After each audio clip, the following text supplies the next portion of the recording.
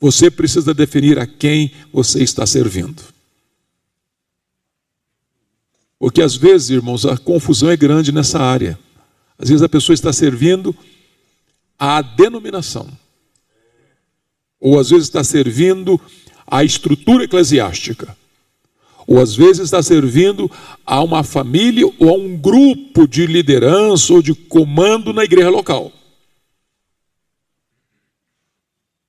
Preste atenção nisso. A quem você está servindo?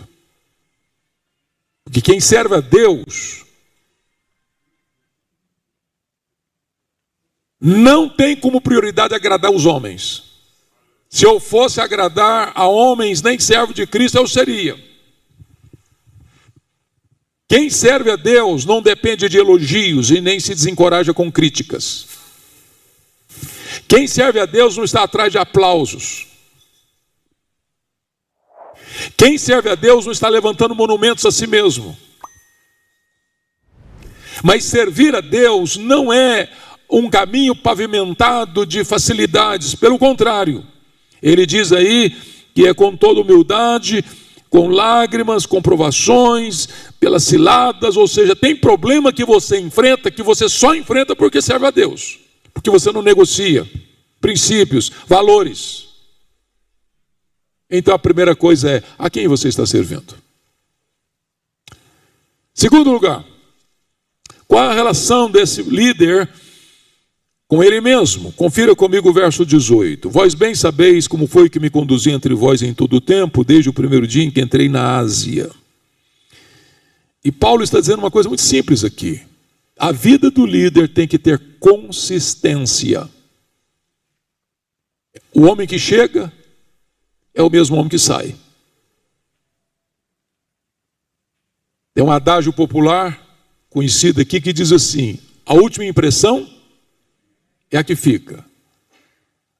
Isso não serve para o pastor. Não serve. O pastor tem que ter a primeira, a segunda, a terceira e a última impressão do mesmo jeito. Mesmo jeito. O pastor não tem caixa 2 moral. O pastor tem que ter uma vida na luz. Por isso ele diz no verso 8, a partir assim: atendei por vós, antes de atender por todo o rebanho. Porque talvez a ovelha mais complicada que nós temos na igreja é a ovelha que nós vemos diante do espelho. Se nós não cuidarmos de nós mesmos, nós não estaremos habilitados e qualificados a cuidar dos outros. Por que nós devemos cuidar de nós mesmos? Porque a vida do líder é a vida da sua liderança. Mas se a vida do líder é a vida da sua liderança, os pecados do líder são os mestres do pecado. Porque os pecados do líder são mais graves, são mais hipócritas e são mais danosos do que os pecados dos demais. Por uma simples razão. Primeiro, porque o líder peca contra o maior conhecimento. Segundo, porque o líder combate o pecado em público e às vezes o pratica em secreto. E terceiro, porque quando um líder tropeça, mais pessoas são atingidas. Então Paulo recomenda a você e a mim: atendei por vós. Em qualquer outra área da vida, irmãos, a vida da pessoa não conta tanto. Você não vai a um médico porque ele é bem casado. Você vai a um médico porque ele é uma pessoa competente na área da medicina, que você precisa de ajuda. Se você precisar de uma boa assessoria jurídica, você não vai no advogado porque ele é crente, você vai porque ele é o cara.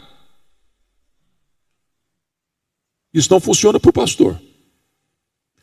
Ele pode ter a oratória de Demóstenes, ele pode ter a oratória de Cícero, de João Crisóstomo, de Antônio Vieira, de Charles Haddon Spurgeon.